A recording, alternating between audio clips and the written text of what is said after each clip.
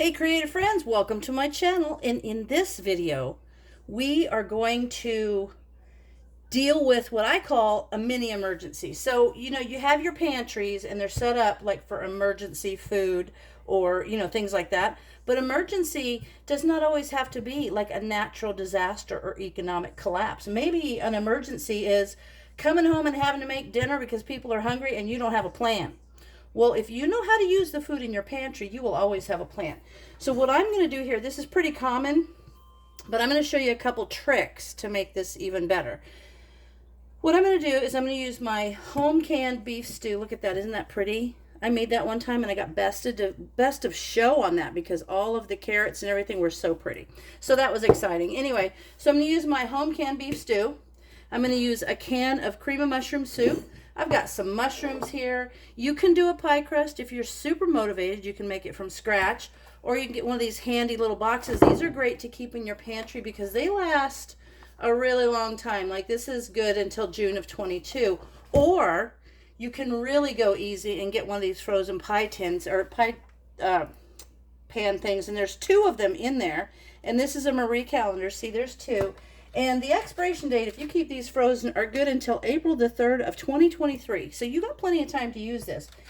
And I'm going to do something a little different. I learned this from a lady who won all the time. She won pies at the county fair, and her crust on the bottom was always so good.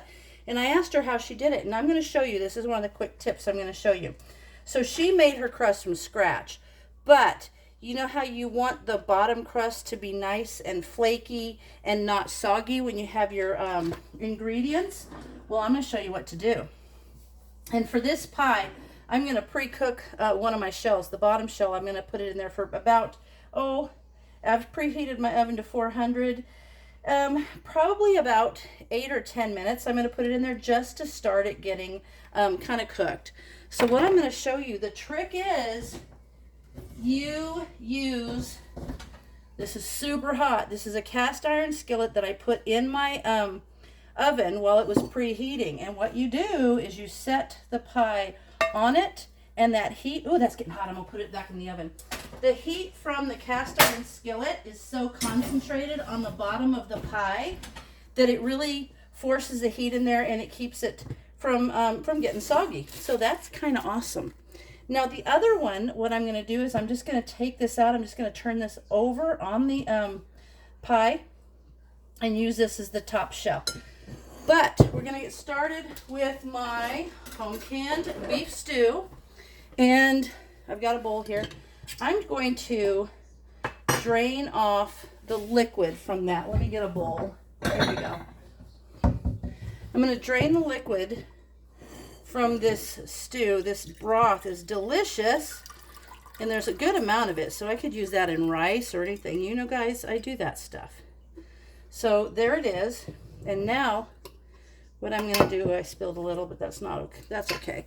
I'm going to go ahead and take the cream of mushroom soup, and I'm saving my lids, my canning lids. I'm not throwing them away. I'm saving them because what I'm going to do with those is I'm going to use them for my dehydrated things. So I'm going to wash them, and I'm going to put a big X across the top so that I know they've been used in canning.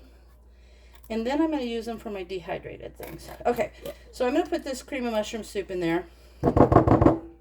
And I'm just going to put enough of the broth to kind of loosen it up.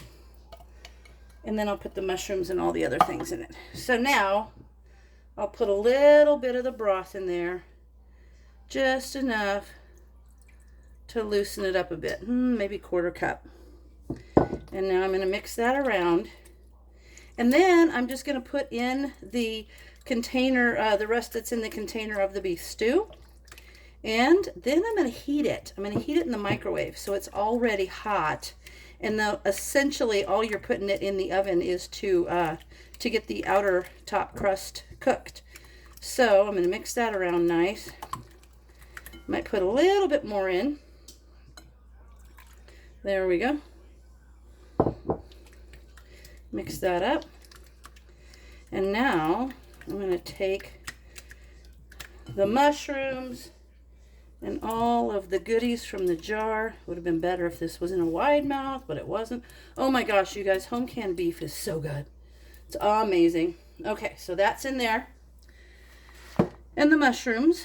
And I'm just going to carefully kind of fold that around in there. And that, I brought 2 jars up in case I needed to have more than 1 jar for the size of pie. But these pie shells are not huge, and this will be just right. And there's just the 2 of us. So there now you could put in garlic salt, you could put in herbs, anything you want. But now what I'm going to do is I'm going to go heat this in the microwave and get it nice and hot and wait for that pie crust. And then I will come back to you. Okay, that literally, I heated this for 2.5 minutes and it's already nice and hot. The pie that I heated is kind of warm. I'm going to have to use my little, these are what they are. They're called the Marie Callender two crust deep pie shells. Anyway, I want to show you the bottom. You can see how nice that bottom is cooked. So another thing I did was I cut the harder edge off of this. Now these are frozen pie shells, but when you take them out of the freezer, it doesn't take very long at all for them to thaw, and you can kind of, you know, let them sit out for a little bit while you're getting everything prepared, and they will thaw and be just right. Now I'm going to fill this pie shell with this, and you know, pot pies, sure, they're super easy to make.